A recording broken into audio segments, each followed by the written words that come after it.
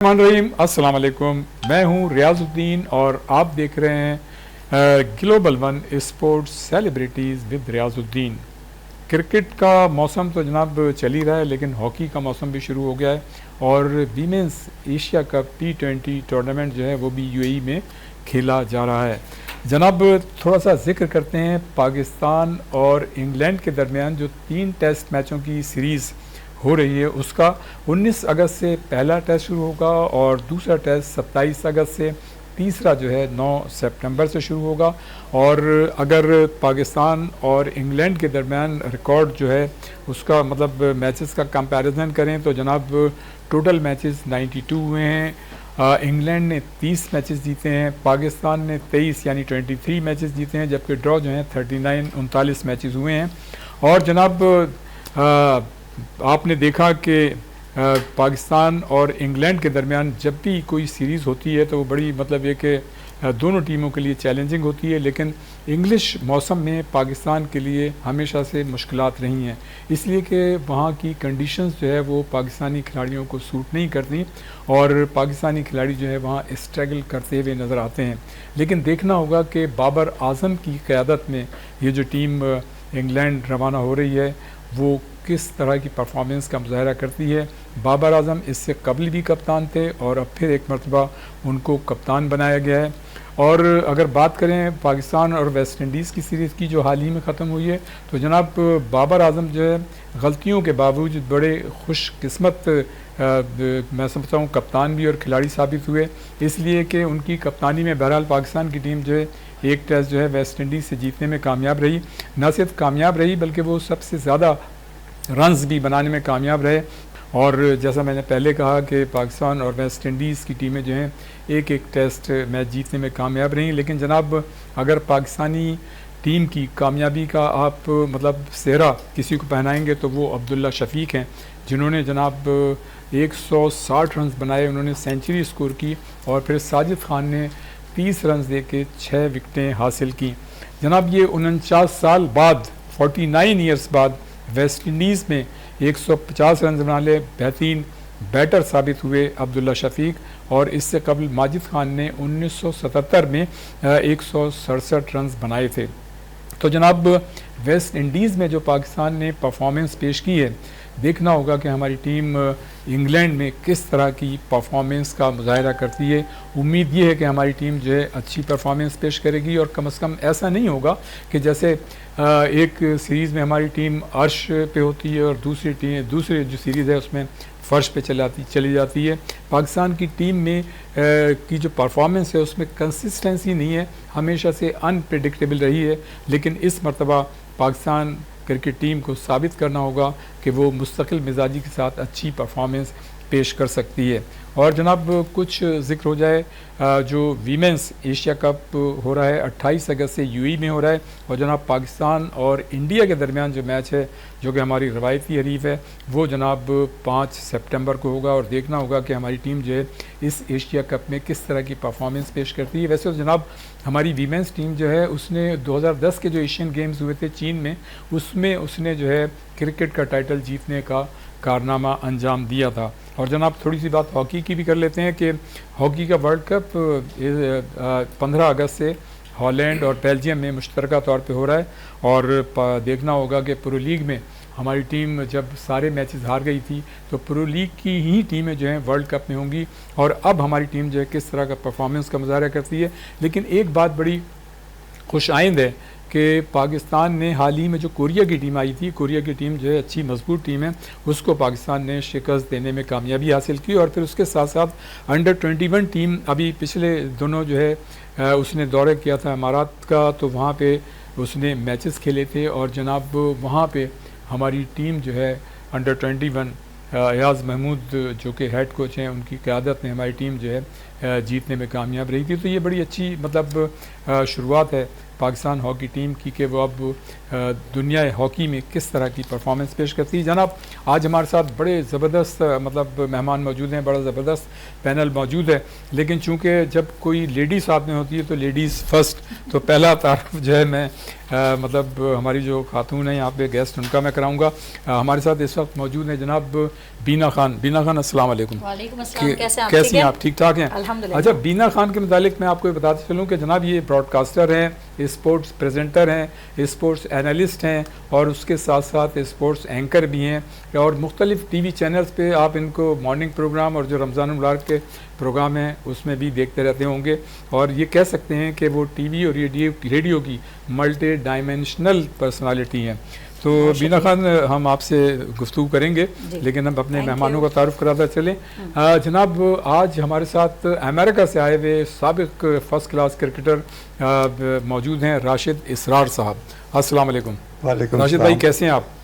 अल्लाह का शुक्र है। जनाब राशिद भाई के मुतालिक मैं आपको ये बताता चलूँ कि फॉरन फर्स्ट क्लास क्रिकेटर तो हैं ही हैं, वो राइट हैंड बैटर रहे हैं, right arm medium fast bowler रहे हैं, विकेट कीपिंग भी उन्होंने की है और जनाब उनका जो फर्स्ट क्लास कैरियर है वो 16 साल पर मुहित है।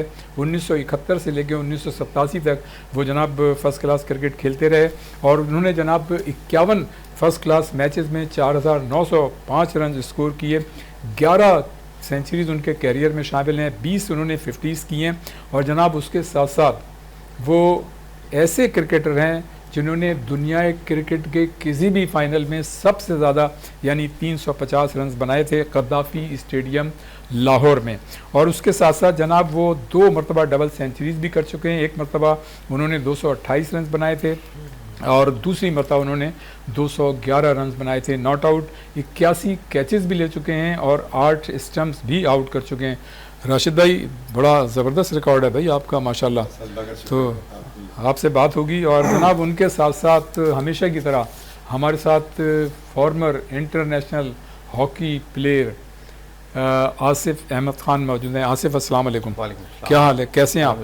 आसिफ के मुतालिक मैं आपको बताते चलूँ कि ये पाकिस्तान के उन चंद खिलाड़ियों में से एक हैं जो ग्रेजुअली नीचे से आए, अंडर 14, अंडर 16, 18 और फिर पाकिस्तान की टीम में इन्होंने जगह बनाई। ऐसे बहुत कम खिलाड़ी हैं पाकिस्तान की तारीख में, लेकिन जहां इनके क्रेडिट पे 2 गोल्ड मेडल्स हैं और 3 ब्रॉन्ज मेडल्स हैं और ये अपने वक्त के बेहतरीन लेफ़्ट आउट थे, इसलिए कि हमने पूरी हॉकी खेलते हुए इनको देखा है। लेकिन ये उन प्लेयर्स में से शामिल हैं जिनके साथ ज़्यादती हुई और वाक़ियतन ज़्यादती हुई, इसलिए कि एटलांटा ओलंपिक्स कप जब ये प्री ओलंपिक में गए तो वहाँ इनकी परफॉर्मेंस आउटस्टैंडिंग थी, लेकिन जनाब जब ये एटलांटा ओलंपिक हो रहे थे उसके ट्रायल्स हुए तो इनको जनाब टीम में ये शामिल नहीं थे। बहरहाल इनका आसिफ अहमद ख़ान जो है इस हाल ही में मतलब पाकिस्तान की जो मुख्तलिफ हॉकी की टीमें हैं और जो इंटरनेशनल मतलब दौरे कर चुकी हैं उसमें जो है ऑफिशल्स यानी कोचेस के भी फ़राइज़ अंजाम दे चुके हैं। आसिफ माशाल्लाह ज़बरदस्त, आपने जो अभी कुछ दिनों पहले जब आप तशरीफ़ लाए थे और आपने जो बात कही थी पाकिस्तान हॉकी टीम से मुतालिक, उसकी परफॉर्मेंस से मुतालिक कमोबेश वही आई। हम अभी हॉकी पे बात करेंगे, लेकिन चूँकि मेहमान हमारे आए हुए हैं अमेरिका से ना, तो जो मेहमानों का तो फिर आपको पता है कि राशिद भाई हम आपको वेलकम करते हैं। शुक्रिया आपका इनवाइट करने का। सबसे पहले तो मैं आपसे ये पूछना चाहूँगा, मुख्तसरन बताइएगा कि आपने माशाल्लाह इतना ज़बरदस्त रिकॉर्ड है, यानी दुनिया क्रिकेट के किसी भी टूर्नामेंट के फाइनल में हाईएस्ट स्कोरर हैं आप जी। और मतलब ये कि ये बड़ा कारनामा है। अपना क्रिकेट मतलब क्रिकेट का कैरियर कहाँ से शुरू किया, कहाँ से इब्तिदा की, किस तरह से? सनपैट स्कूल से शुरू किया था। अच्छा। और जब मैं 13 साल का था तो PI की फुल टीम आई थी अच्छा हमारे सही सनपैट्स ग्राउंड में, और ये हम KCC लीग में खेलते थे। सही। हमारी जॉइंट टीम थी स्कूल, कॉलेज और डिग्री की, सनपैट्स की। तो हमारा मैच PI से था और उसमें सब आसिक इकबाल, हनीफ मोहम्मद, मुन्नाफ, अच्छा वसीम बारी, सारे 8 टेस्ट प्लेयर थे उसमें। सही। तो उस वक्त मैं क्लास 8 में था और मैं भी उस मैच में खेला था और मैंने 67 नॉट आउट किए थे उसमें। सही। और मैं उसका 13 साल का था। तो वहाँ से मेरा शुरू हुआ आगाज़। फिर मैं अंडर 19 खेला, कराची अंडर 19, उसके बाद कराची बोर्ड, फिर इंटर यूनिवर्सिटी, सही। और इंटर यूनिवर्सिटी के फाइनल में हमने पंजाब यूनिवर्सिटी को 10 विकेट से सही। नेशनल स्टेडियम कराची में 1974 में, सही। और जबकि पंजाब यूनिवर्सिटी के उस पर 6 टेस्ट पैड खेल रहे थे, सही। हमारे सिर्फ कोई भी नहीं था टेस्ट, क्योंकि मोहसिन भी उस वक्त नहीं खेला था। सही। और उनके सब थे पीजे। मोहसिन हसन खान की बात कर जी रहे जी हैं। बिल्कुल, ये मेरे रूममेट भी रहे। अभी पाएंगे 5 साल हम शेयर करते थे। तो आप तो उन सारे क्रिकेटर्स के साथ खेले में जो जिन्होंने बड़े बड़े कारनामे अंजाम दिए, आपने भी बड़े कारनामे अंजाम दिए। जी जी, बस अल्लाह का शुक्र है। अच्छा, अपने राशिद भाई, शाहिद इसरार आपके भाई, उनकी भी बड़ी अच्छी परफॉर्मेंस जी जी, वो कराची की कप्तानी उन्होंने की है 2 साल, और काफ़ी अच्छा उनका परफॉर्मेंस था। जब आपको याद होगा 69 में इंग्लिश स्कूल बॉयज़ आई थी, जो पाकिस्तान से टेस्ट सीरीज़ थी, उसमें वसीम राजा कैप्टन थे। तो वो तीनों टेस्ट खेले थे, और उनके बहुत ज़बरदस्त उनकी परफॉर्मेंस थी एज ए विकेट कीपर और बैट्समैन। और पहला जो साइड मैच हुआ था कराची जिमखाना में, उसमें उन्होंने सेंचुरी भी बनाई थी। हाँ, और पढ़ाई के लिहाज से भी वो सबसे पढ़े लिखे क्रिकेटर। अच्छा, माशाल्लाह। मास्टर्स इंपीरियल कॉलेज लंदन से MS किया था, NED से उन्होंने। मुझे अच्छी तरह याद है कि हमारी मतलब कि शाहिद भाई भी थे, आप भी थे, 1-2 क्रिकेटर और थे। बहादुराबाद की जो चौरंगी है, वहाँ मतलब मुलाकात हुई थी। बिल्कुल, बिल्कुल। उस वक्त हम भी ज़ाहिर है खेल रहे थे। अच्छा, बात करेंगे क्रिकेट की। आसिफ, आप ये बताइए कि ये अभी आप जब 2 महीने पहले कमोबेश हमारे प्रोग्राम में आए थे, तो जो बातें आपने की थी वही तकरीबन हो गई हैं। अब क्या समझते हैं कि हमारी टीम की परफॉर्मेंस जो है वर्ल्ड कप में, उसको किस तरह से देख रहे हैं? रियाज भाई देखें, एक तरह से तो पॉजिटिव भी इसको देखना चाहिए, क्योंकि अब तो ये क्लेम बनता नहीं है कि हमने अपनी टीमों की तरफ फर्स्ट टाइम खेल रहे हैं। 2-2, 3-3 एटलीस्ट इन्होंने पूरी थ्रू आउट मैचेस आपने देखा, काफ़ी हो गए इनके प्रो लीग में। और माइट भी मेरा एक्सपीरियंस यही है कि जो क्वार्टर फाइनलिस्ट होंगी वो यही टीम्स होंगी जो टॉप 8 होंगी ना। सही। तो अब उसके लिए इनको कुछ थोड़ी बहुत इस तरह की स्ट्रेटजी, क्योंकि काफ़ी हर टूर पे आने के बाद यही बोला गया है अब हम इस चीज़ को इम्प्रूव कर रहे हैं, अब हम इस चीज़ को इम्प्रूव कर रहे हैं, तो वो इम्प्रूवमेंट लेवल भी नज़र आना चाहिए। मैं नहीं बोल रहा कि बिल्कुल ही परफेक्ट हो जाएंगे, बट उसमें कुछ चीज़ें हैं जो अभी भी जो है ना लैक कर गई हैं, specially in the D line जो नियरेस्ट टू द पोल है, वहाँ जो हमारा डीप डिफेंस है उनकी मार्किंग एज यूजुअल जो है कैजुअल है, जो कि हमारे एक नेशन वाइड प्रॉब्लम है कि जैसे आप खड़े हैं, आपको पता है हॉकी का, भाई आपको भी, मैं आपके चक्कर में, आप मेरे चक्कर और में, आपको ज़्यादा पता है इसलिए कि आप टीम के साथ कोचेज भी रहे जी, इसलिए ये हमें होता है। और इस चीज़ को ऐसा है कि ये बॉल वॉचिंग पे हम चले जाते हैं, क्योंकि हम बॉल वॉच कर रहे होते हैं, हमें मज़ा आ रहा होता है देखने का। हम ये नहीं करते हमें कि कौन सा जोन हमारी रिस्पॉन्सिबिलिटी कहाँ पे है। एक्चुअल ये चीज़ थोड़ी सी रियाज भाई ऑफ द फील्ड जाके जो टीम मीटिंग्स होती है ना, मेरा अब ये वो है कि हर प्लेयर को चाहिए कि वो साथ साथ ये भी क्लासेस जो है ना जो हमारी कोचेस देते हैं, उसमें सर ज़्यादा समझ में आता है रियाज भाई बनस्बत इसके कि हम ग्राउंड में मैच सिचुएशन में जाके देखें। प्रैक्टिकली भी आप कर रहे हैं, वो होता है, लेकिन ये कि you should involve with the coaches, क्योंकि वो उन्हें वहाँ ज़्यादा समझ में आएगा कि कोच क्या चाह रहे हैं मुझसे एक्सपेक्टेशन करने के लिए। तो सर ये थोड़ी सी चीज़ें हैं कि इसमें माइट भी अल्लाह करे, मेरी दुआ है कि बेहतर हो जाए, लेकिन अब कुछ चीज़ें ऐसी हैं कि जो थोड़ा सा परफॉर्मेंस वाइज पाकिस्तान की सीनियर टीम की वैसी नहीं आ रही जो कि एक्सपेक्ट था इतने मैचेस के बाद। कोरिया को हराया यार, सीरीज हराई है कोरिया को। सर देखें रियाज भाई बिल्कुल ठीक कह रहे हैं आप, अल्लाह करे और भी हराएं, लेकिन रियाज भाई जो रियलिटी बेस्ड रहना चाहिए। कोरिया को हराना, आप जर्मनी से खेल के आ रहे हैं, कोरिया को हरा ही देंगे ना यार। और ये तो मतलब बात नहीं है या ओमान को हरा दिया या कोरिया को हरा दिया, ये कोई लेकिन मतलब अच्छी इम्प्रूवमेंट है, वो तो है बिल्कुल, लेकिन बात ये है ना कि लेकिन हम बात कर रहे हैं वर्ल्ड कप के हवाले से, वर्ल्ड कप की आप बात कर रहे हैं, मैं इसलिए मैं बोल रहा हूँ कि वो टीमें थोड़ी कोरिया खड़ी होगी वहाँ पे, इसलिए। अच्छा बीना खान जी, वीमेंस एशिया कप जनाब 28 अगस्त से शुरू हो रहा है, जिसमें दिफाई चैंपियन श्रीलंका की टीम है, भारत है, पाकिस्तान है, बांग्लादेश है, नेपाल है, मलेशिया है, थाईलैंड और मेज़बान UAE की टीमें शामिल हैं। आप कहाँ देख रही हैं पाकिस्तान वीमेंस टीम से, क्या तवक्कात हैं? देखें, तवक्कात रखना अच्छी बात है और हमेशा पॉजिटिव तवक्कात रखनी भी चाहिए, लेकिन जब हम विमेंस टीम की कारकर्दगी देख रहे हैं ना, अभी जो श्रीलंका के अगेंस्ट भी ODI और T20 का जो रिजल्ट हमने देखा है और जो परफॉर्मेंस हमने देखी है, तो तवक्कात इतनी कोई ख़ास, पर्सनली मैं चले अपनी बात करती हूँ तो मुझे तो कोई इतनी ख़ास अच्छी तवक्कात नहीं है, इतनी अच्छी वाइब्स नहीं आ रही हैं, इतने अच्छे टीम हमें मुझे रेडी नहीं लग रही है।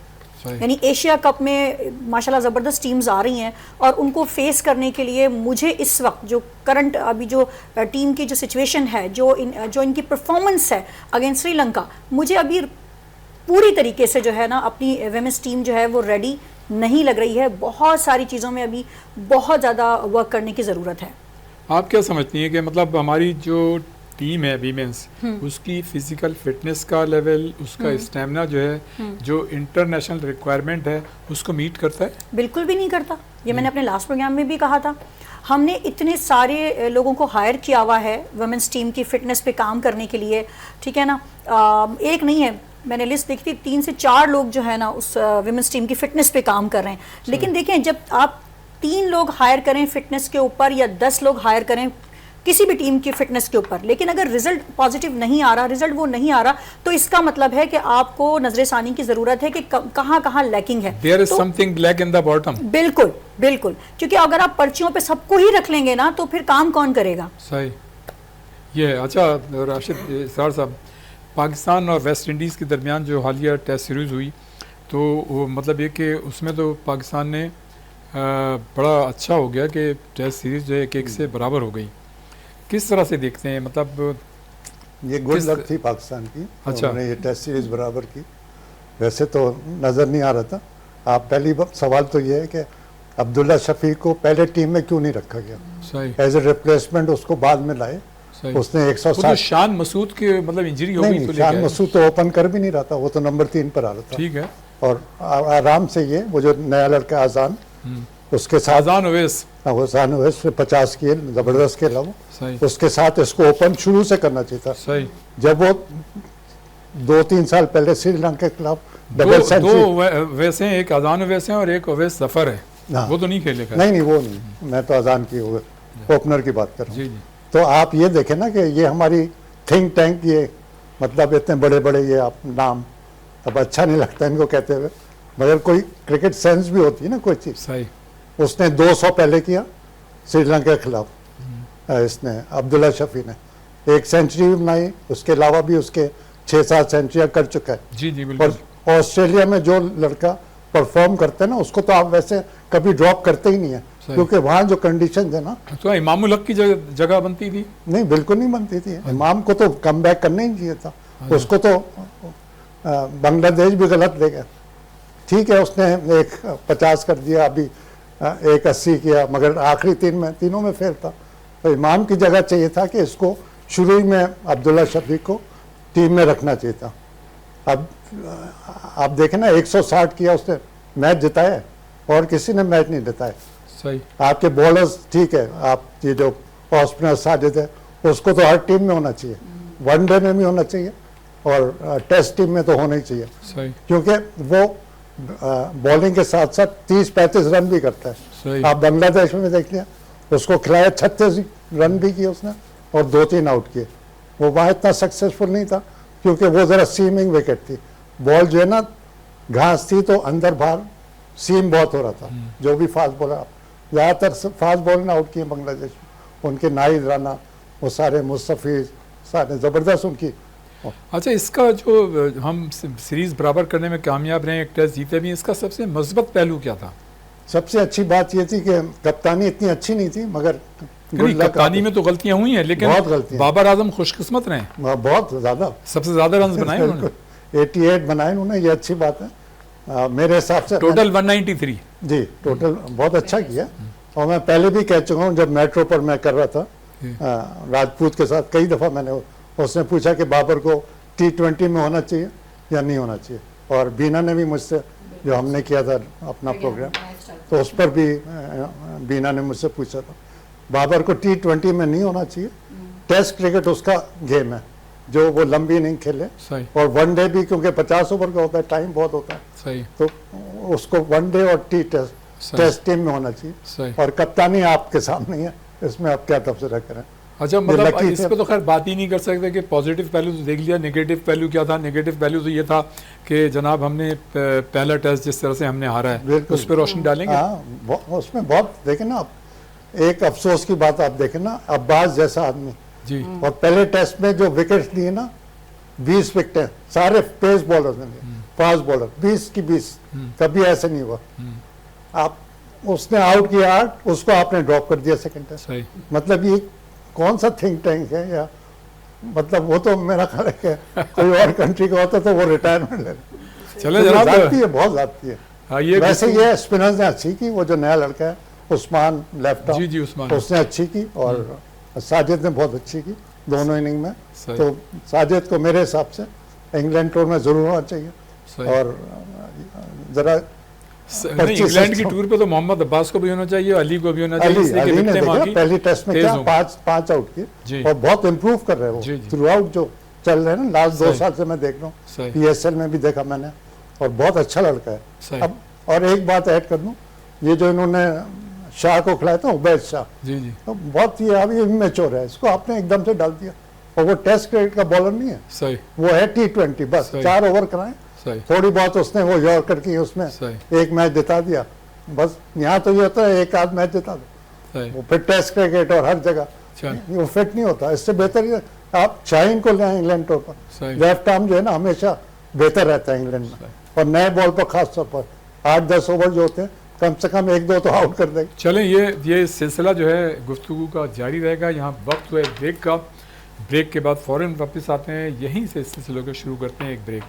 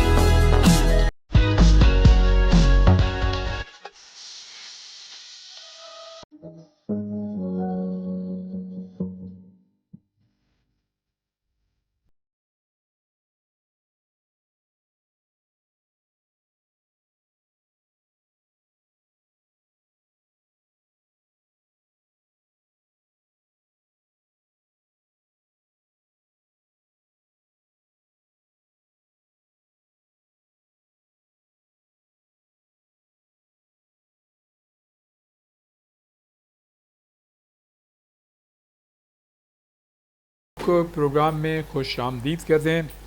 आसिफ अहमद खान, यार ये बताइएगा कि अब जब हम अभी आप जिक्र कर रहे थे, जब हम आपसे बात कर रहे थे, ये बताइएगा कि कोचेज़ जो थे पहले हमारे अपने थे प्रो लीग में, ठीक है ना, और अब जो है फॉरेन कोचेज़ हैं, और मतलब ट्रेनर भी उन्हीं का है, सारे मतलब 4-5 हैं। तो आप क्या समझते हैं कि वर्ल्ड कप के हवाले से एक तो पाकिस्तान हॉकी फेडरेशन का ये अच्छा डिसीजन है, और इसके कितने मस्बत नताइज जो हैं वो बरामद हो सकते हैं? अच्छा, बहुत अच्छा इनका डिसीजन है ये, और जो आए भी हैं वो भी बहुत अच्छे कोचेज़ हैं रियाज भाई। लेकिन थोड़ा सा मतलब मेरी सोच ये है कि हम हर वक्त जो है ना मैनेजमेंट को ही ब्लेम करके जो है ना उनको रिप्लेस कर देते हैं, और फिर वो नए लड़के उनके साथ नई मैनेजमेंट आती है, उसको मतलब उनके साथ जेलअप होने में ना इट विल टेक टाइम। सही। मतलब ईयर और 2 इयर्स। ये एक बहुत बड़ा अलमिया है कि हम लोग फौरी तौर पे मैच हारा और फ़ौरन आके उन्होंने सैक कर दी सिलेक्शन कमेटी। ये मैं किसी की फेवर में नहीं बोल रहा, मैं वैसे बता रहा हूँ कि वो फिर एकदम प्लेयर्स जो है ना वो अपने आप को स्ट्रॉन्ग समझने लगते हैं कि हम तो इधर ही हैं, ये मैनेजमेंट होगी जो भी कोई चेंज होगी। सही। उसमें अगर रियाज भाई इन्होंने किया भी है, जिस तरह ये जो इन्होंने रियाज भाई ये जो स्ट्रक्चर बनाया है ना 3 फॉर्मेट्स वाला, 18, 21 और सीनियर, सर इनको चाहिए कि ये 16 से लेके 18 और 20 इस तरह से हमारा जो है ना एक साइकिल थोड़ा सा बने, क्योंकि देखिए ये जो 18 और 21 में ना रियाज भाई हमारा थोड़ा सा प्रॉब्लम ये कि एजेस का आपको पता गेम हो जाता है यहाँ पे, तो जो 18 भी खेल रहा होता है वो 20 भी खेलता है, सीनियर भी खेलता है, और अभी भी ऐसे हैं जो प्लेयर जो सीनियर तीनों फॉर्मेट्स में खेल सकते हैं। बिल्कुल। तो इसमें ये नहीं जेन्युइन प्लेयर्स करें, क्योंकि जेन्युइन जो हमारे वहाँ से जो हमारा जो ग्रास रूट लेवल से शुरू होगा ना, उन लोगों को फिर आहिस्ता आहिस्ता वो स्टेप बाय स्टेप।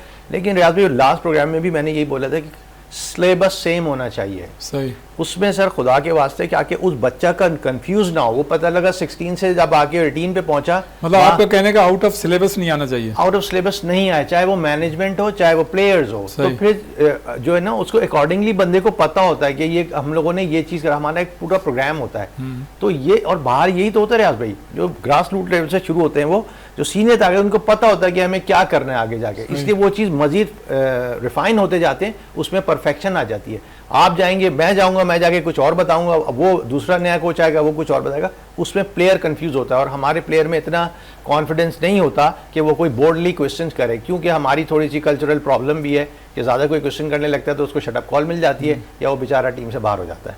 तो ये कुछ छोटे छोटे एलिमेंट्स हैं जो मैंने एज अ प्लेयर भी एज अ ऑफिशियल भी ऑब्जर्व किए हैं। बहुत सारे लड़के करना चाहते भी हैं, लेकिन सिर्फ for the sake of team में रहने के लिए वो बस चलते रहते हैं, बोलते हैं ऐसे ऐसे चलते रहो, फायदा कोई भी नहीं है इसका, चाहे कितना भी कुछ हो जाए। इसकी जिम्मेदारी किस पर आयद होती है? सर ये देखें, एडमिनिस्ट्रेटिव मैटर एडमिनिस्ट्रेशन का काम होता है बेसिकली। रियाज भाई कहीं भी एडमिनिस्ट्रेशन स्ट्रांग होती है, वो आपको जो उसकी हेड होते हैं वहाँ से जो है ना पता चल जाता है कि ये लोगों का क्या निज़ाम है। हमारा निज़ाम कुछ बताने की ज़रूरत नहीं है, सबको पता चल गया। कभी पैसों का मसला, कभी टूर का मसला, यार अब तो टूर भी हो गए, पैसे भी मिल गए, अब कौन सी एक्सक्यूज़ है आपके पास? इसको भी तो कोई जस्टिफाई करे कि भाई इतने लोगों ने 4 साल 5 साल नहीं, तो सॉरी टू से विद ऑल ड्यू रिस्पेक्ट, आपका पूल ही इतना छोटा है, जॉब्स कैरियर है नहीं, नंबर ऑफ प्लेयर्स जो है कम है, तो नंबर ऑफ प्लेयर्स ज़्यादा होते हैं तो नंबर ऑफ क्वालिटी प्लेयर्स होते हैं। मैं बिल्कुल आप ठीक कह रहे हैं रियाज भाई। अच्छा मुझे ये बताइए, अभी लास्ट प्रोग्राम से लेके अभी तक कोई डोमेस्टिक इवेंट हुआ है? नहीं, कोई नहीं हुआ। और जबकि एक जमाने में साल में मेरे ख्याल से 8-10 डोमेस्टिक मिनिमम रियाज भाई, आप इस एविडेंस है 10 टूर्नामेंट हम साल में खेलते थे हम, और उसमें हम इतने प्लेयर आ जाते थे पाकिस्तान की हॉकी के अंदर पूल के अंदर कि वो उनको अच्छा होता था, सिलेक्शन की चॉइसेस होती थी सर। आप रियाज भाई आप मुझे बताएं कौन सा हुआ है? अब ये सिर्फ वही खेल रहे हैं, ऊपर ऊपर हॉकी खेल रहे हैं, किधर हो रही है ग्रास? आपने सही पॉइंट रेज किया। और सर एक और भी प्रोग्राम था, सॉरी आपकी बात काट रहा हूं रियाज भाई, ये स्कूल प्रोग्राम था, वेयर इज दैट? वो किधर है? वो किधर है? शुरू में इन्होंने किया था, बात करेंगे इस पे। अपने राशिद इसरार साहब, बाबर आजम पहले कप्तान बनाया गया, उन्हें हटा दिया गया, अब फिर कप्तान बनाया, अब वो खुदा करे कि मतलब अच्छी परफॉर्मेंस हो। पहले सही फैसला था या अब सही फैसला अच्छा सही है, या पहले गलत था या अब गलत फैसला है? और कितनी इम्प्रूवमेंट देख रहे हैं आप जब से, अब क्या फ़र्क देख रहे हैं पॉजिटिव या नेगेटिव कप्तानी को लेके? और वेस्ट इंडीज़ की सीरीज़ वो खेल चुके हैं। पहले फैसला गलत था, अब बेहतर था, क्योंकि अब उनको थोड़ा एक्सपीरियंस आ गया, और जब से वो PSL और 5-6 साल से परफॉर्मेंस बहुत ज़बरदस्त है, सिवाय T20 के, मगर वनडे और टेस्ट टीम का उनको कप्तान होना चाहिए और कंटिन्यू करें। ये नहीं कि हमारे वहाँ होता है बस एक सीरीज हारे ड्रॉप कर दिया, ज़रा पूरा मैच्योर तरीके से आप देखें भाई, उसका मजाक नहीं है। 14,000 रन के करीब जा रहा है वो बहुत जल्द, तो कोहली के बाद और तेंदुलकर के बाद हो सकता है ये सारे रिकॉर्ड तोड़ दे। सही। और उधर से रूट आ रहा है 15,000 पर, जो क्या तेंदुलकर को भी बाईपास करेगा मेरे हिसाब से। अच्छा, अब इंग्लैंड में शान मसूद अगर फिट होकर वापस आते हैं तो क्या टीम का शेप क्या होगा? भाई इमाम की जगह शान मसूद आएंगे, सही, बाकी तकरीबन उबैद को ड्रॉप करें, और कोई अच्छा फास्ट बॉलर मोहम्मद अली की तरह यंग लड़का, अली रजा को आप क्यों नहीं खिलाते? वो यंग है, यंग क्या मतलब है जब उसमें पोटेंशियल है और इतना ज़बरदस्त उसने किया है PSL में हर जगह। हमारे तो लड़के 16-16 साल के ज़बरदस्त फिटनेस और उस पर आप उसको वर्क करें, उसको ग्रूम करें, सही। तो उसको आप लाना चाहिए आपको इंग्लैंड सीरीज में। सही। जब तक आप डिस्करेज कर रहे हैं यंगस्टर्स को, समीर मिनाज को देखें, 200 उसने किया है, मगर उसको आपने चांस नहीं दिया। क्यों नहीं दिया भाई? वो साद वो लड़का है जो विकेट कीपर है कराची का, सही। साद बेग ना, साद बेग, उसका जबरदस्त परफॉर्मेंस। सही। तो आप उसको लेकर चले ना, ये थोड़ी के पर्ची आ गई तो आपने अपना डिसीजन। पर्ची तो हमारे यहाँ चली रही है। हाँ, मगर ये जो अच्छे लोग हैं ना, सरफराज और ये लोग इतनी क्रिकेट खेल कर आए हैं, सरफराज है, असद शफी, तो इनको चाहिए ना स्टैंड लेना। यही तो होता है। ये तो स्टैंड ले रहे हैं, सरफराज ने तो लिया स्टैंड। सरफराज ने तो गौरी को लाया ना, हाँ ना, तो अच्छा किया। और मतलब वो इस पे बिलीव करते हैं कि रिजवान को उन्होंने कंटिन्यू किया। नहीं, रिजवान को थोड़ा रेस्ट दे दें, कोई बात नहीं। अब आपको चाहिए थोड़ा बिल्डअप करें टीम को। ये नहीं है कि आप वही चले आ रहे हैं बस 8 के 8। 5 साल से क्या आपका परफॉर्मेंस? कुछ भी नहीं है। T20 में भी आप बिल्कुल आपकी परफॉर्मेंस सही नहीं है, बहुत बिलो पार। अच्छा बीना साहिबा, पाकिस्तान वीमेंस क्रिकेट टीम आपकी जो है उसने जनाब बहुत बड़ा कारनामा अंजाम दिया था। 2010 का जो एशियन गेम्स था उसमें जो इवेंट था क्रिकेट का वीमेंस का, वो पाकिस्तान ने जीता था। ये और बात है कि उसमें इंडिया की टीम नहीं थी, ठीक है। और अब एशिया कप में इंडिया के साथ आपका मुकाबला हो रहा है। बिल्कुल होगा, क्या कहेंगी वैसे? और पाकिस्तान जो है हाँ। नो डाउट इंडिया के खिलाफ अच्छी परफॉर्मेंस पेश कर चुका है। हाँ, कर यानी चुका है। हिस्ट्री women's तो यही team बताती है, हमारी। बिल्कुल बिल्कुल हिस्ट्री यही कहती है, और हमने देखा भी है अच्छा परफॉर्म करते हुए, क्योंकि वहाँ पे महारत के से ज्यादा जज्बात मेरे ख्याल से हावी होते हैं। बिल्कुल ऐसे उस टाइम जब ग्राउंड में अगेंस्ट नर्व्स का खेल होता है। हाँ, इंडिया की टीम होती है। लेकिन अभी जिस तरह से आपने कहा कि अभी एशिया कप में जो है, जब 2010 में पाकिस्तान ने एशिया कप जीता था, तो उस वक्त जो है इंडिया जो थी वो नहीं थी, टीम जो इंडिया की टीम जो है वो शामिल नहीं थी। नहीं, वैसे आईसीसी के जितने दूसरे टूर्नामेंट्स हुए उसमें इंडिया की टीम थी और एक मरतबा शायद हमने उनको हराया भी है। बिल्कुल। और ये और बात है कि पाकिस्तान की टीम की जो वीमेंस है उसकी परफॉर्मेंस इंटरनेशनली जाहिर है उसमें यार की नहीं, हमारा कल्चर ही ऐसा नहीं है। बिल्कुल ऐसा लेकिन बहरहाल क्या कहेंगी जी? आपका सवाल क्या था कि अभी इस वक्त जो है इंडिया के साथ 5 सितंबर को एशिया कप में मुकाबला है, दोनों टीमों को किस तरह से देख रही हैं? देखिए, उतार चढ़ाव की अगर मैं बात करूँ ना, तो ये ऐसा नहीं है कि सिर्फ पाकिस्तान की जो वुमेन्स क्रिकेट टीम है सिर्फ वहीं पे प्रॉब्लम्स हैं। प्रॉब्लम्स देखिए इंडिया की वुमेन्स क्रिकेट टीम में भी मौजूद हैं, ठीक है। फिटनेस के मसाइल वहाँ पर भी हैं, लेकिन हाँ, अगर मैं कारकर्दगी इसे कंपैरिजन करूँ इंडियन वुमेन्स क्रिकेट टीम की और पाकिस्तान वुमेन्स क्रिकेट टीम की, तो ऑफकोर्स इंडिया का पलड़ा हमसे थोड़ा सा भारी है। बहुत ज़्यादा फर्क नहीं है कि हम उन्हें डिफीट नहीं कर सकते, हम उन्हें शिकस्त नहीं दे सकते, ऐसा कुछ भी नहीं है। लेकिन बहरहाल फ़र्क मौजूद है। अगर हम उनके सामने ग्राउंड में उतरने से पहले अपना होमवर्क अच्छे से करें, ईमानदारी से करें, अपनी फुल कहते हैं ना कि एबिलिटी के साथ जो है वो मैदान में उतरें, तो बिल्कुल हम इंडिया की टीम को हरा सकते हैं। और उम्मीद तो अच्छी रखनी चाहिए। लेकिन हाँ, फ़र्क की अगर आप मुझसे अभी बात करते हैं तो थोड़ा सा मुझे इंडिया की जो वुमेन्स क्रिकेट टीम है वो पाकिस्तान की वुमेन क्रिकेट टीम से उनका पलड़ा मुझे भारी नजर आता है हर बात से। अच्छा आसिफ, हमारी वर्ल्ड कप में टीम जाहिर है तैयार है, अनाउंस भी हो गई टीम, और अबू बकर टीम के कप्तान है। वो तो खैर उसके कोरिया के खिलाफ भी कप्तान थे और अम्माद भट्ट को हटा दिया गया है, लेकिन उसकी वजूहात सामने नहीं आई हैं। हिकमत अमली हमारी वर्ल्ड कप में क्या होनी चाहिए, जबकि हम उन तमाम टीमों से मैचेस खेल चुके हैं जो इस वर्ल्ड कप में हमें मिलेंगी? बिल्कुल, इसमें बहुत ज़्यादा इनको एडवांटेज होगा, क्योंकि रियाज भाई हमारा वीडियो एनालिसिस भी डिपार्टमेंट होता है इनके साथ, और नए कोचेस भी हैं, और मुझे ये बड़ा फर्मली बिलीव है कि जो भी काम मैनेजमेंट कर रही है वो बहुत सही काम अच्छे काम कर रही है। मोहिद्दीन वानी साहब जो है सही तरह लेके जा रहे हैं। इसमें देखिए जो सिवाय एक दो चीजें हुई हैं उसके अलावा कहीं ना कहीं तो गलती तो थोड़ी बहुत होती है। हाँ, ये तो पार्ट ऑफ गेम होता है। अब लेकिन बात ये है कि जो इन लोगों ने जिस तरह डेडिकेशन से ये लोग काम कर रहे हैं, जो हम देख रहे हैं अभी तक, उसमें बहुत अच्छा वो है। और मुझे लगता है कि माइट भी कहीं कहीं कुछ मैचेस में पाकिस्तान हॉकी टीम अगर as per plan of management ये कर गए तो डेफिनेटली ये कहीं ना कहीं सरप्राइज करेंगे। Yes sir. अच्छा, अपने राशिद इसरार साहब, पाकिस्तान ज़ाहिर है इंग्लैंड में हमेशा से उसको मुश्किलात का सामना रहा है, और नो डाउट हमने बड़ी अच्छी अच्छी परफॉर्मेंस पेश की है। जब कारदार साहब के ज़माने में, उससे पहले मेन परफॉर्मेंस तो इमरान खान के साथ। जी, इमरान खान 87 का नो डाउट सीरीज थी। बिल्कुल बिल्कुल। तो अब मतलब क्या स्ट्रेटेजी होनी चाहिए कि हम मतलब ये साबित करें कि हम जो है एक हमारी परफॉर्मेंस एक दिन अर्श पे दूसरे दिन फर्श पे नहीं होती, इसको किस तरह से कंटिन्यू किया जा सकता है इंग्लैंड जैसी कंडीशंस में? ये काफ़ी मुश्किल है पाकिस्तान के लिए इंग्लिश कंडीशन में खेलना, अच्छा क्योंकि जो हमारी पास परफॉर्मेंस है, मगर हम जो लैग करें ना, एक लेग स्पिनर हमें बहुत ज़रूरी है इंग्लैंड के खिलाफ। सही गोरे जो है हमेशा लेग स्पिनर पर वीक रहे।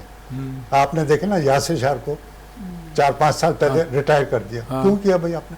सबसे फास्टेस्ट उसकी 200 विकेट है, ऐसा निकाल कर फेंका कि बस, क्योंकि वो शरीफ आदमी था, पर्ची नहीं थी। सही और ऐसे आप टैलेंट ज़ाय करेंगे तो कैसे काम चलेगा? अब आपको चाहिए एक लेग स्पिनर, उसामा मीर है, उसको शामिल करें, और फास्ट बॉलर तो आपको मैंने बता दिया, सही। अली रजा को रखें। मोहम्मद अली ज़बरदस्त बॉलिंग कर रहा है, सही क्योंकि उसमें आपको पेस अटैक मिल आपको जाएगा। 3 हमें चाहिए कम से कम, सही जो लंबा स्पेल करें, सही क्योंकि रूट और इनको ब्रुक्स को आउट करना सही आसान काम नहीं है। सही और ब्रुक्स और रूट जो है ना, मेरे हिसाब से 6 इनिंग है, 3-3 सेंचुरियाँ ये बनाएंगे। आप ये मेरी बात याद रखिए। सही। चलें जनाब, पीछे से आवाज़ें आ रही हैं, वक्त हुआ है ब्रेक का। ब्रेक के बाद फ़ौरन वापस आते हैं, यहीं से इस सिलसिले को शुरू करते हैं।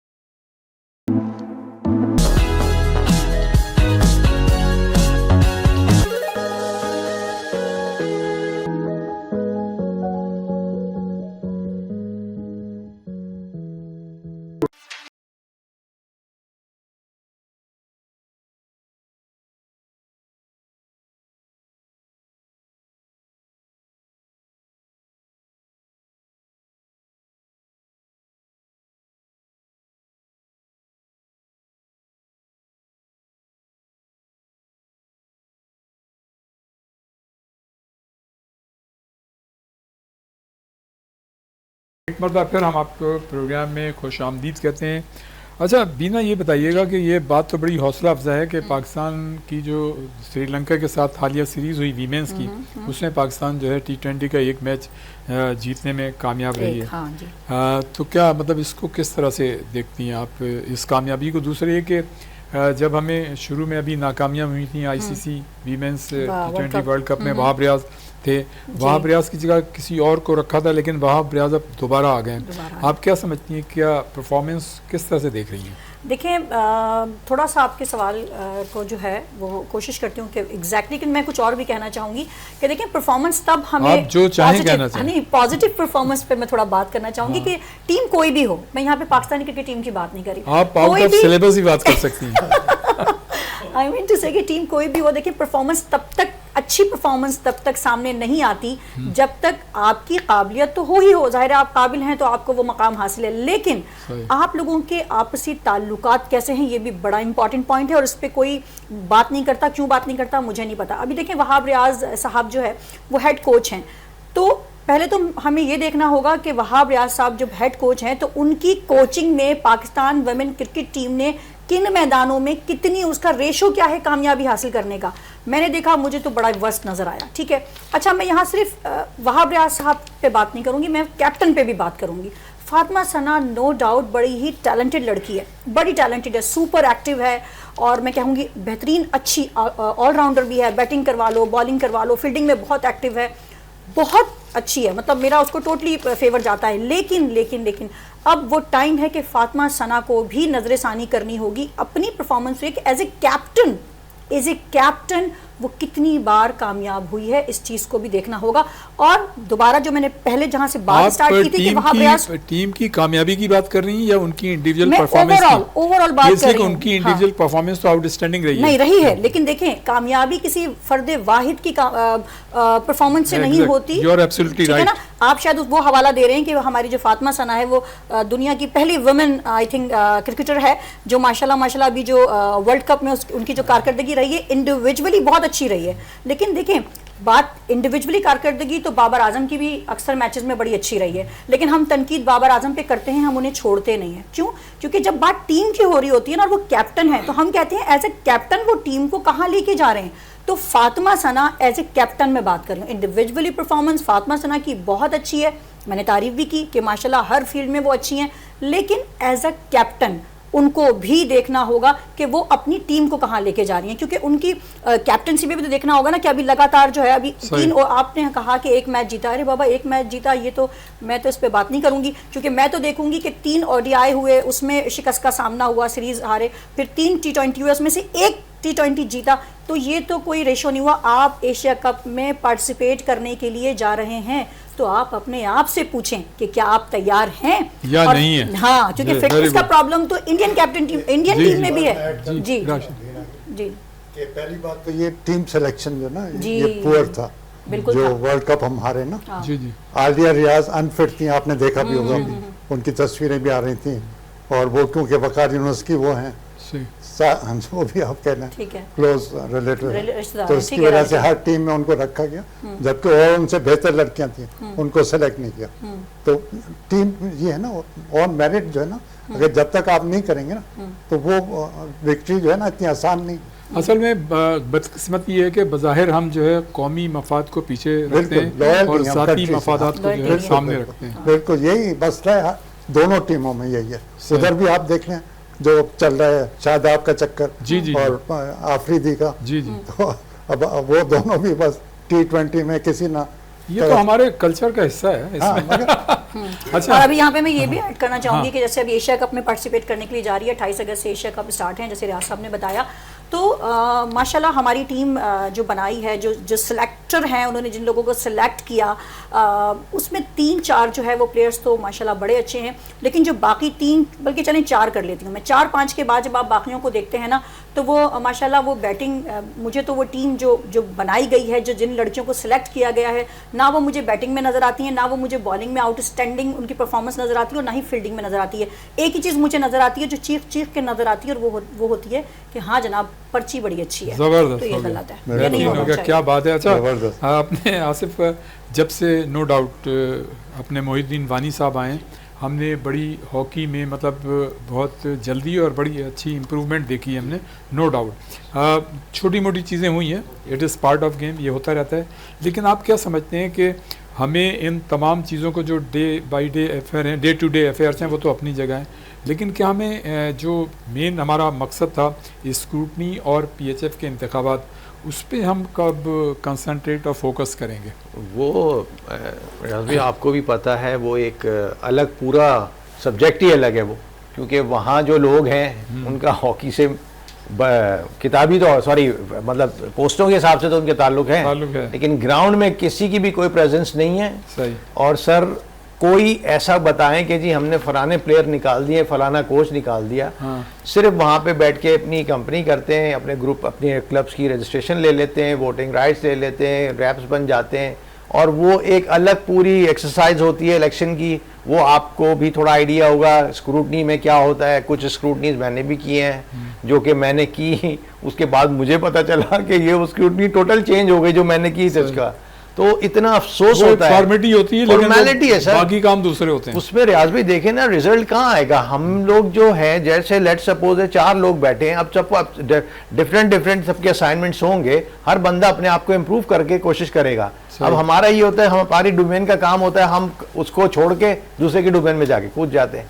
तो ये सारी चीज़ें होती हैं, इससे उनको भी मुझे लगता है ऐसा है कि वानी साहब भी परेशान हुए होंगे, क्योंकि उनको ये एक्सपीरियंस नहीं होगा। हॉकी का तो होगा, ये वाले जो है ना एसोसिएशन और स्क्रूटनी इनका, क्योंकि अभी कुछ एक मीटिंग भी होनी थी इस्लामाबाद में जो at the 11th our cancel हो गई, और फिर वो I don't know what the reason was. तो वो आपको पता होगा क्या रीज़न होंगे। तो उसकी वजह से फिर मैंने बोला फिर कहाँ से सर स्टेबिलिटी आएगी, घूम फिर के तो वो आएंगे। ये तो अभी वानी साहब की इतनी पावर्स हैं। हाँ। और मैं आपको एक बात बताऊँ रियाज भाई, वानी साहब ने आके सबसे ज़्यादा जो इफेक्ट हुआ है ना, वो हमारे ग्रास रूट लेवल पे अच्छा हो रहा है। ये जो 16-18 वाले बन रहा है ना रियाज भाई, वहाँ अच्छा है। लेकिन मसला ये है कि ये अल्लाह करे इसको जो है ना चल जाए, इम्प्लीमेंटेशन हो भी रही है रियाज भाई, हो रही है। आपको पता है जो सबसे ज़्यादा रेशो अच्छा हुआ है वो अंडर 18 लेवल के प्लेयर्स का हुआ है, पता है। और 21 टीम तो जो रियाज महमूद वाली है वो तो जीत के भी आई है, वो जीत के भी आई है। लेकिन रियाज भाई आपको पता है रेशो जो इम्प्रूवमेंट है ना टैलेंट का, वो 18 वाला है। सही, ये उसके जो हमेशा से नजरअंदाज की जा रही है। क्योंकि पता है रियाज भाई उस वक्त बच्चा इतना मेच्योर नहीं होता, अपने मुल्क के लिए खेलने के लिए खेला होता है, ये वजह है। अच्छा राशिद इसरार साहब, जब आप क्रिकेट खेला करते थे उस वक्त हमारा डोमेस्टिक सिस्टम जो था क्या था और अब क्या है, और अगर ये जो हमारी परफॉर्मेंस हम लैग कर रहे हैं, ख़राबियाँ नज़र आ रही हैं, कमज़ोरियाँ नज़र आ रही हैं, तो ये क्या सिस्टम की, डोमेस्टिक क्रिकेट सिस्टम की ख़राबी की वजह से, और क्लब पे हम इतना फोकस नहीं कर पा रहे? बिल्कुल, ग्रास रूट पर ही नहीं कर रहे ना। पहले इंटर स्कूल होते थे, इंटर कॉलेजिएट, इंटर यूनिवर्सिटी, बहुत बड़ा टूर्नामेंट था जिसमें सारी टीमें खेलती थी। सही। और आप ये देख लेना उसका जो स्टैंडर्ड था बहुत हाई था, क्योंकि टूर्नामेंट कम होते थे तो लोग जान मारते थे। अब आपने ऐसी क्रिकेट खेल दी है कि 20-20 टीमें खेल रही, तो ये कोई मेयार उससे बहुत डाउन हो गया। और पहले क्लब क्रिकेट कभी कम हो जाती है, कभी ज़्यादा हो जाती है, वो अपनी मर्जी है उनकी, जिसको चाहे ले आए। मगर उसका जो ना KCC लीग होती थी, सीनियर लीग, उसमें सिर्फ 5 टीमें होती हैं। सही। अब मैं बता दूँ, पाक क्रिश्चियन और संगम, नेशनल स्पोर्ट्स और सिटी जिमखाना और एक आध जो भी अच्छी क्लब थी, 5 टीमें सीनियर लीग। और जूनियर लीग थी जो बॉटम पर होती थी, वो फिर जूनियर लीग में चली जाती। जूनियर लीग में 10 टीमें थी, तो इससे स्टैंडर्ड जो था वो हाई था। सही। तो लोग जान मारते थे। कराची की उसका 3 टीमें थी, अब जाकर उन्होंने नकवी साहब ने कहा चलो 2 को अलाउ किया। अभी ये 3 हफ्ते पहले, मतलब आबादी बढ़ गई है और टीमें कम हो गई हैं। बिल्कुल। तो लेकिन फिर 2 हो गई हैं। बिल्कुल। तो इनको चाहिए कि भाई पॉजिटिव माइंडसेट से इतना स्टैंडर्ड को हाई रखें कि आप लड़का मेहनत करे ना। अब तो ऐसे फर्स्ट क्लास खेलते हैं। अच्छा, ये अच्छी बात है कि सियालकोट और पेशावर की भी 2-2 कर दी हैं। जी जी, नहीं करना चाहिए। हाँ। जो स्टैंडर्ड करना चाहिए। बड़े जो शहर हैं, मतलब अगर जितनी ज्यादा आप टीमें करेंगे तो नए जो हमारे नौजवान हैं उनको मौके मिलेंगे। नहीं मिलेंगे ना, मगर आप ग्रेड 2 कर देना, 3 कर देना। सही। बाहर जो होता है वो लीग क्रिकेट में ही 3 डिवीजन होते हैं। सही। तो आप 3 कर दें, 2 कर दें। ये तजवीज़ अच्छी है आपकी। 1 में बिल्कुल हाई क्लास जो होती है 5-6 टीमें। मैं आपको बता दूं, कारदार ने किया था 75-70 पेंडेकुलर टूर्नामेंट। जी जी। इसमें सिर्फ 6 टीमें थी। सही। Sindh, Punjab, national bank, PIA और 2 पाकिस्तान यूनिवर्सिटीज में सब आ जाते थे पूरे पाकिस्तान। और वो टूर्नामेंट 20 दिन का होता था और कोई उसमें गैप नहीं। सही। कोई गैप नहीं। उससे पता है फिटनेस लेवल आपका क्या। सही। तो अब इनको पहली दफा ये इन्होंने किया है कि अब लड़कों से कहा है कि बाबर है जैसे बड़े प्लेयर हैं, ये तो फर्स्ट क्लास खेल ही नहीं रहे ना। सही। जब तक आप फर्स्ट क्लास नहीं खेलेंगे तो फिर हाउ कैन इट पॉसिबल। सही। अच्छा, उसका ये था, इमरान था, सबको खेलना जरूरी था। सही। वो नहीं खेलेंगे तो सेलेक्ट नहीं होंगे पाकिस्तान। अच्छा, हमारे प्रोग्राम का वक्त जो है वो बिल्कुल ख़त्म हुआ चाहता है। इख्तितामी मराइल में बीना जी, क्रिकेट से मुतालिक, वीमेंस क्रिकेट से मुतालिक जो भी आपके जहन में हो मुख्तसरन। ठीक है।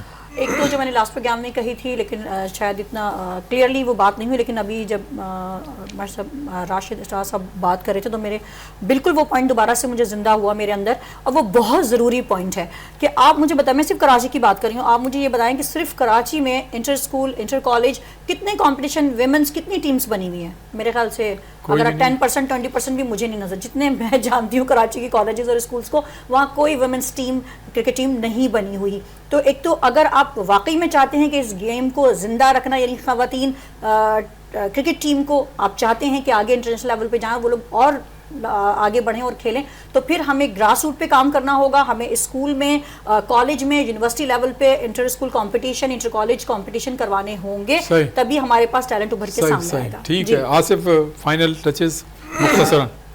मेरी यही वो है पाकिस्तान हॉकी के लिए कि हमारी सीनियर टीम के पहले जो क्लेम्स थे, जो भी उनके कंसर्न्स थे, वानी साहब ने काफ़ी हद तक से भी मैं समझता हूँ उन्होंने एक्स्ट्रा ऑर्डिनरी कर दिए पूरे।